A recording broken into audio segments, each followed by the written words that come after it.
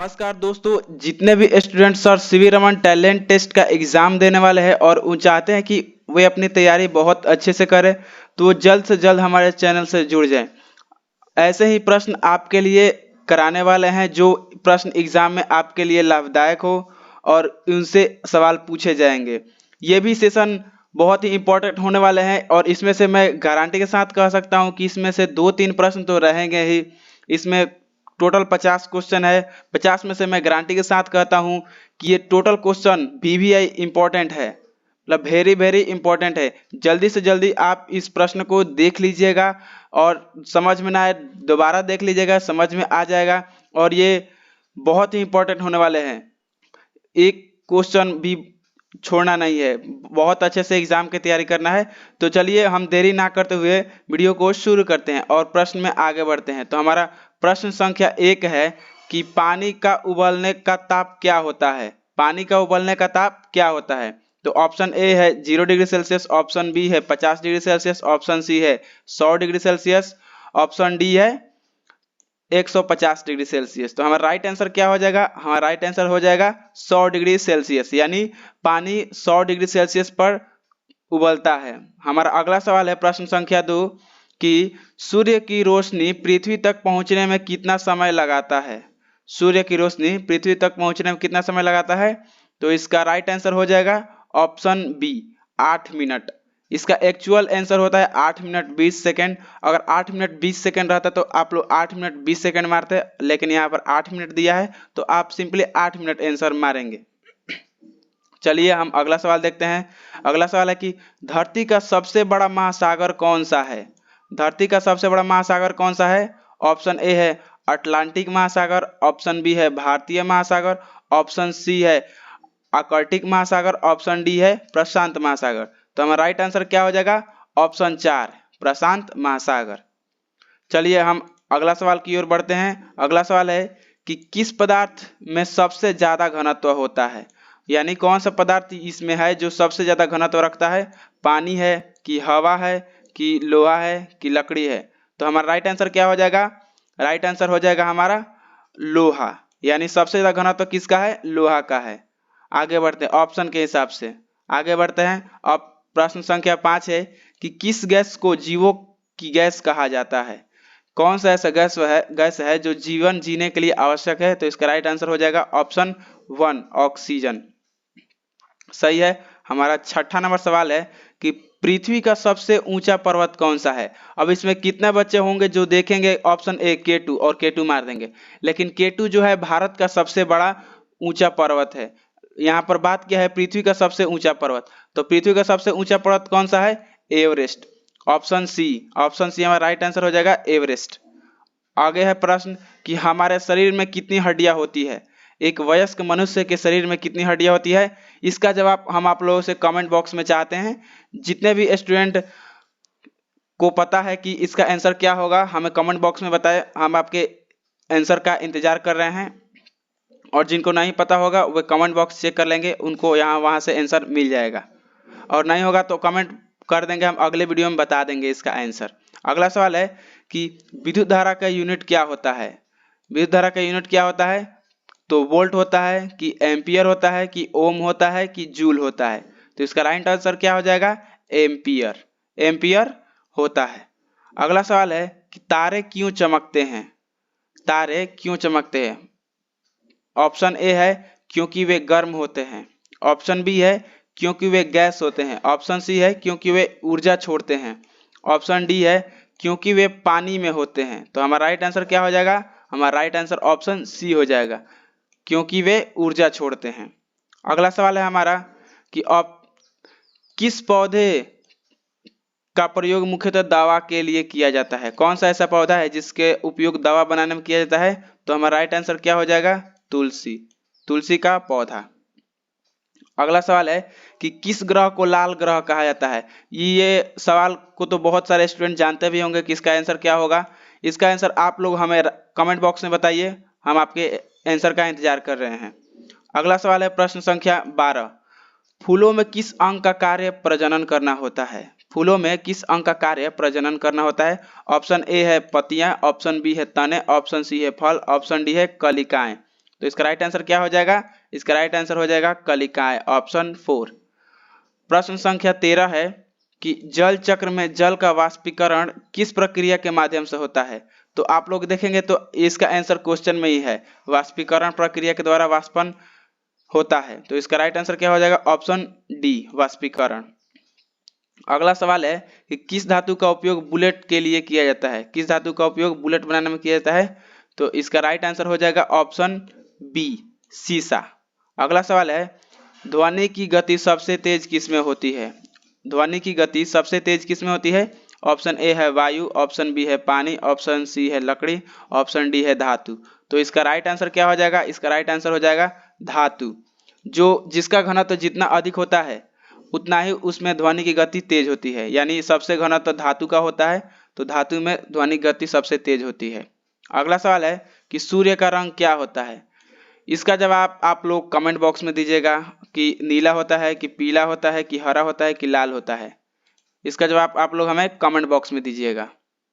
अगर पता ना हो तो गूगल कर लीजिएगा, गूगल से पता चल जाएगा। अगला सवाल है किस प्रकार की ऊर्जा सूर्य से प्राप्त होती है? किस प्रकार की ऊर्जा सूर्य से प्राप्त होती है? तो ऑप्शन ए है केमिकल ऊर्जा, ऑप्शन बी है न्यूक्लियर ऊर्जा, ऑप्शन सी है थर्मल ऊर्जा, ऑप्शन डी है सोलर ऊर्जा। तो इसका राइट आंसर क्या हो जाएगा? इसका राइट आंसर ऑप्शन 4 यानी सोलर हो जाएगा। अगला सवाल है 18 नंबर, चांद का धरती के चारों ओर एक चक्कर करने में कितना समय लगता है? धरती के चारों ओर चांद को चक्कर लगाने में कितना दिन लगता है? ऑप्शन ए है 15 दिन, ऑप्शन बी है 30 दिन, ऑप्शन सी है 60 दिन, ऑप्शन डी है 90 दिन। तो इसका राइट आंसर क्या हो जाएगा? इसका राइट आंसर हो जाएगा ऑप्शन बी, 30 दिन। धरती के चारों ओर चांद 30 दिन में चक्कर लगाता है।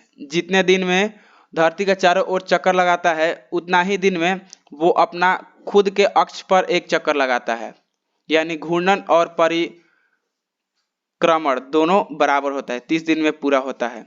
अगला सवाल है प्रश्न 19 कि तापमान मापने के लिए किस यंत्र का उपयोग किया जाता है? तापमान मापने के लिए किस यंत्र का उपयोग किया जाता है? इसका आंसर हो जाएगा थर्मामीटर। थर्मामीटर से तापमान मापा जाता है। और हाँ गाइस, अगर आप हमारे चैनल पर नए हैं तो चैनल को सब्सक्राइब करके घंटी को ऑल पर सिलेक्ट कर ले।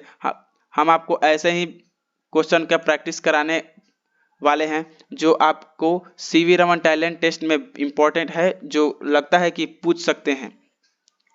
और अगर आपको आंसर पहले से ही पता है तो आप कमेंट बॉक्स में बताते जाइए। तो अगला हमारा सवाल है किस धातु का रंग पीला होता है? किस धातु का रंग पीला होता है?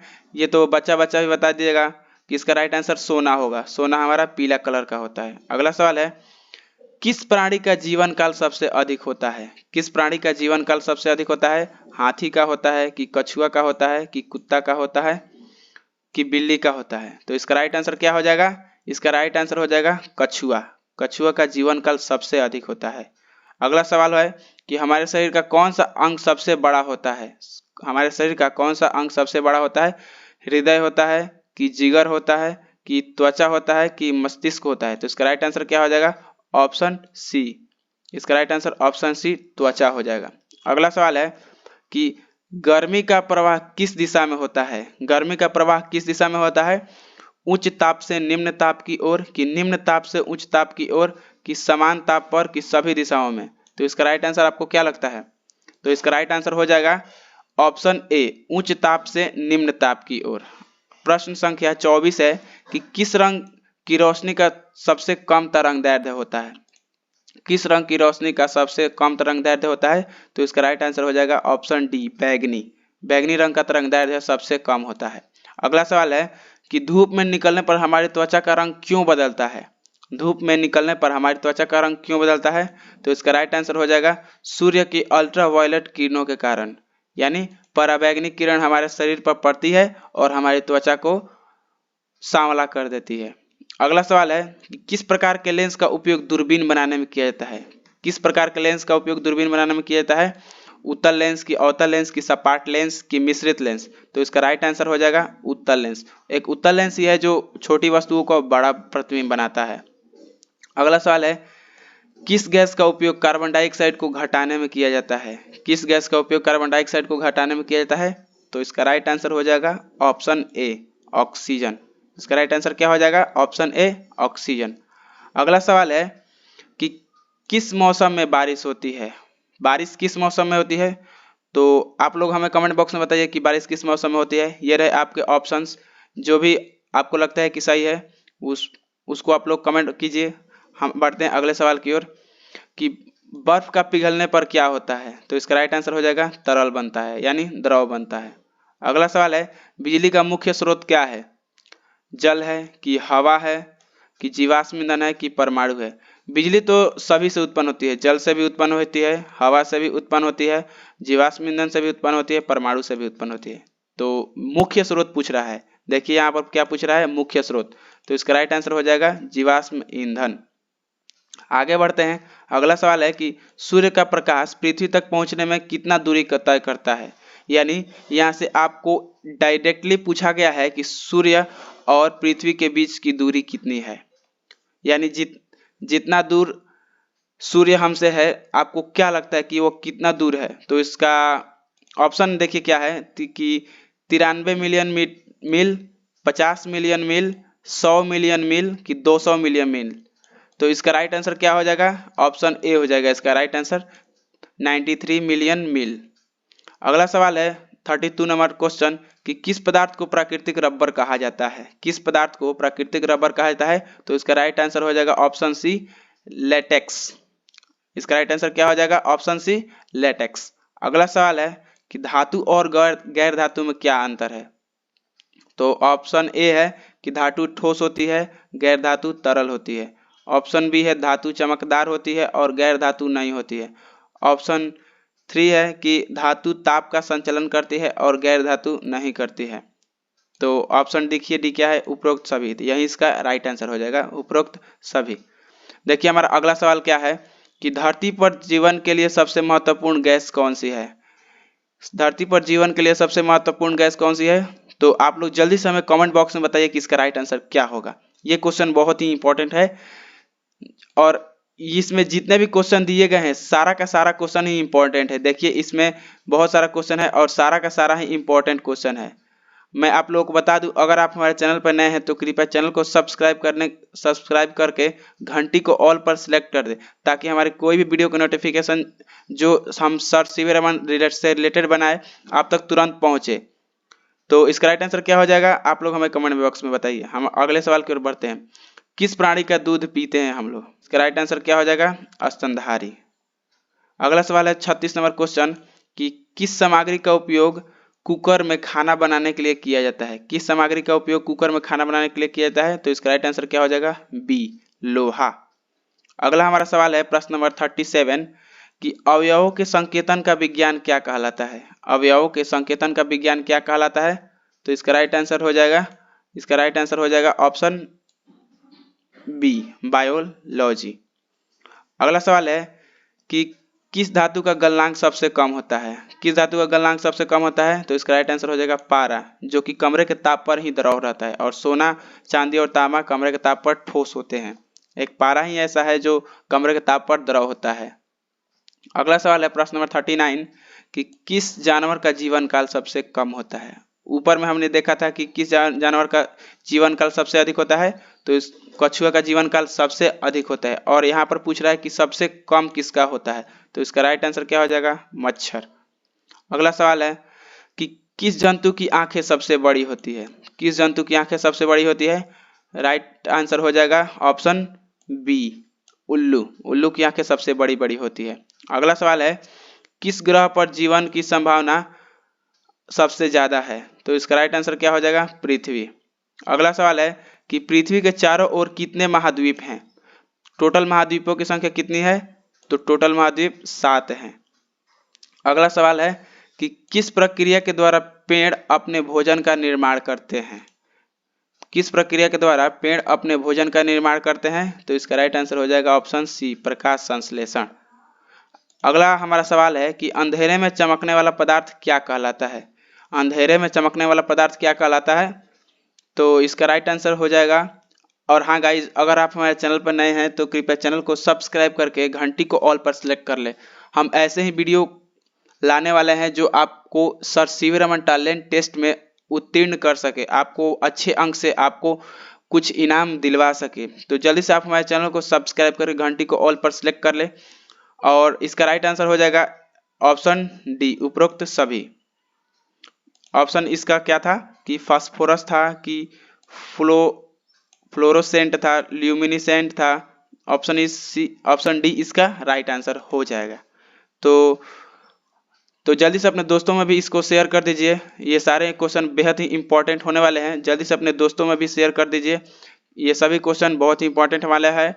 और अगर आप हमारे चैनल पर नए हैं तो कृपया चैनल को सब्सक्राइब करके घंटी को ऑल पर सिलेक्ट कर ले, ताकि आप उस एग्ज़ाम में बेहद ही अच्छे अंक से प्राप्त कर सके मार्क्स और कुछ इनाम पा सके। तो मिलते हैं किसी नेक्स्ट वीडियो में, तब तक लिए